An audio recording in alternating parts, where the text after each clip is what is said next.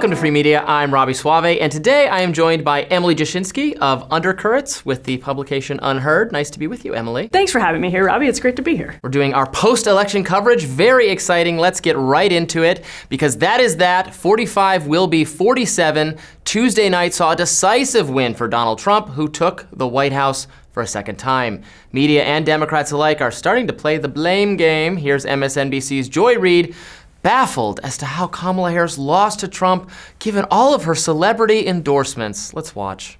And I think it's important to say that, you know, anyone who has experienced or been in the United States for any period of time and experienced this country's history and knows it cannot have believed that it would be easy to elect a woman president, let alone a woman of color. Let's just be clear. And nothing that was true yesterday about how flawlessly this campaign was run is not true now. I mean, this really was an historic, flawlessly run campaign. Queen Latifah never endorses anyone. She came out and endorsed. You know, I mean, she had every prominent celebrity voice. She had the Taylor Swift, she had the Swifties, she had the Beehive. Like, you could not have run a better campaign in that short period of time. And I think that's still true.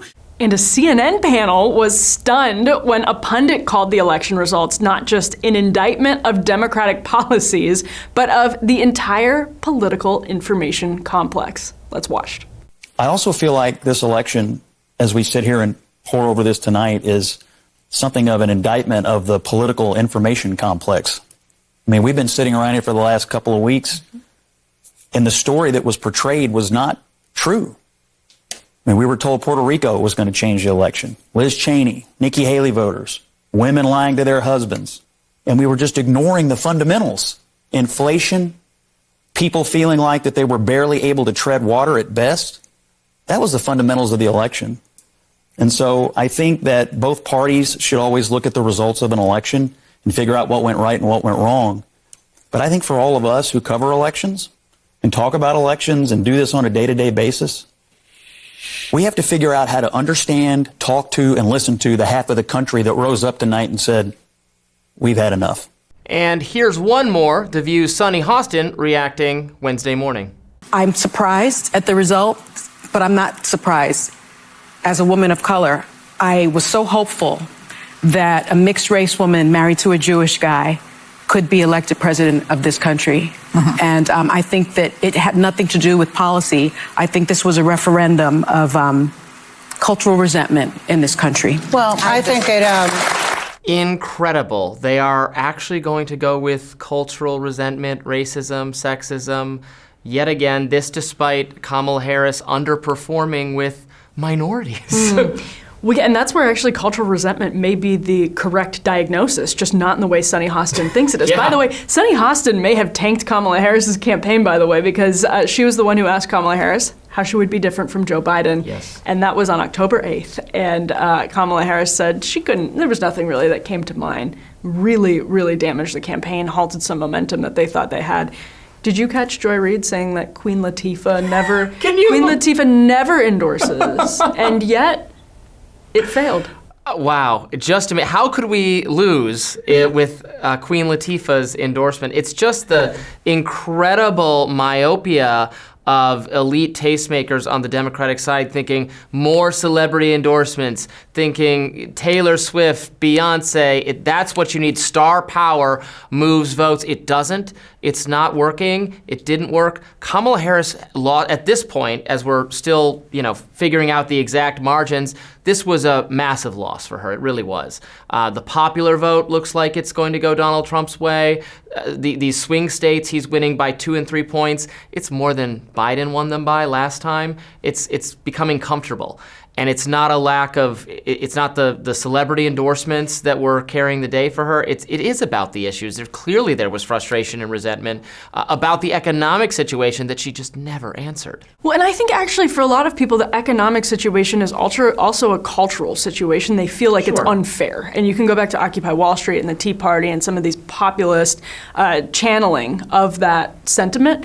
it was really about that question of fairness. I think you can apply that to immigration as well. So it's not as though this isn't just about kitchen table. I actually disagree a little bit with what Scott Jennings said. He's usually fabulous on CNN, but he's doing a bang-up job over there. Oh my gosh, he really has the last couple of weeks. But Kamala Harris is going to end up winning probably 48% of the popular vote, which is not small. I mean, it's a shocking loss because the polls were in a different place in a lot of these swing states.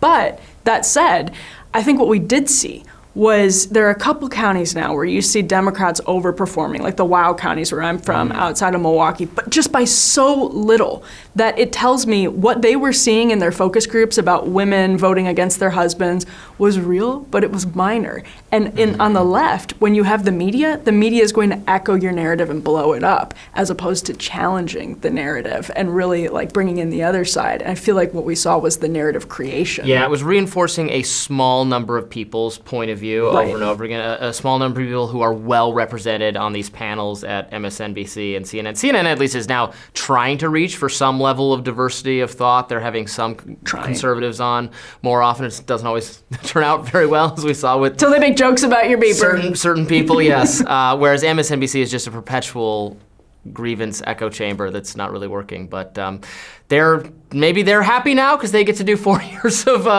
the anti-Trump coverage again. Yeah, that's a good. I didn't even think about. Oh no, that was top of my mind. That I mean, I've said this before, that the media and Trump have this Batman Joker dynamic where they fundamentally need each other, and it was good. I mean, this is where I disagree with Dave Smith, libertarian, who put on Twitter that the ultimate reason to support Trump for a libertarian is that it's gonna end the media's dominance or something. And there's something to that. You and I both work in some mainstream media, some alternative media, and certainly that ecosystem coming along is a great thing. But also I know that Trump was so good for the mainstream media's ratings last time. I don't think they're going to be circling the drain because of this. I think they actually might gain viewers. And we'll see how they continue to react. I mean, on the celebrity point really quickly, it's weird because I think to some extent, I don't know that people changed their minds because Donald Trump had this bevy of celebrities or this roster of celebrities who came out in support of him.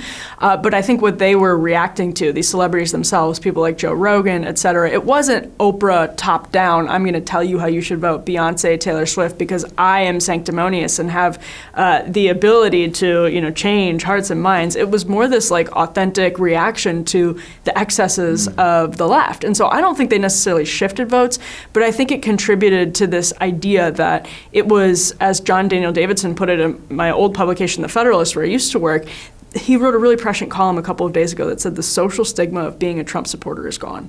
And I think that's what we were seeing with the Trump celebrities. Absolutely. You see that among a lot of business leaders as well. Great point. We'll be back with more Free Media right after this.